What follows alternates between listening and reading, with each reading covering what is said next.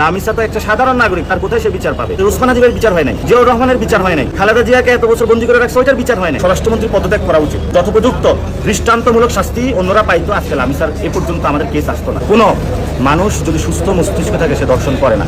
সমাজে অসুস্থ সমাজ, বিকৃত মস্তিষ্ক, এবং যেভাবে হলো তার লাশটা হলো তারা সাইজ করলো, এটা কোনো সুস্থ মস্তিষ্ক মানুষ এটা করতে পারে না।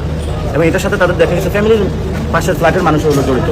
এটা হলো আমাদের নৈতিকতা শিক্ষা থেকে শুরু করে শক্তিশালী বিচার হয় তাহলে এটা হবে। যেমন 10টা এটা নিয়ে কনক্রিট পজিশনে সরকার এখন আসে না। আমরা প্রপোজাল করেছিলাম যে 90 দিনের মধ্যে এটা দ্রুত গতিতে বিচার প্রক্রিয়া নিয়ে দিতে হবে।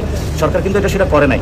এখন স্বরাষ্ট্রমন্ত্রী এটাতে ওই ফ্যামিলির সাথে একটু দেখা করা প্রয়োজন, এবং সেটা নিয়ে আজকে তাদেরকে ঘোষণা দেওয়া দরকার যে আমরা হলো ধর্ষণের সর্বোচ্চ বিচার বাংলাদেশে বিচার হয় না। তো বাংলাদেশ ওসমান হাদিবের বিচার হয় নাই, জিয়াউর রহমানের বিচার হয় নাই, খালেদা জিয়াকে এত বছর বন্দী করে রাখছে, ওইটার বিচার হয় নাই। লামিসা তো একটা সাধারণ নাগরিক, তার কোথায় সে বিচার পাবে? সরকার তো ব্যস্ত আছে কাজ, রাহাজানি, মারামারি, ডাকাতি।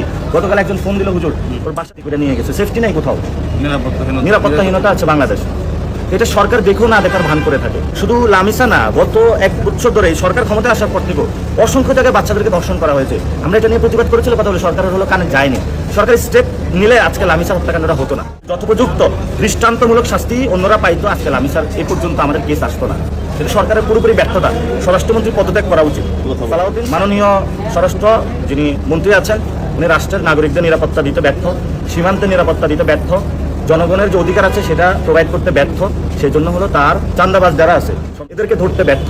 এই জন্য ওনার হলো পদত্যাগ করা উচিত।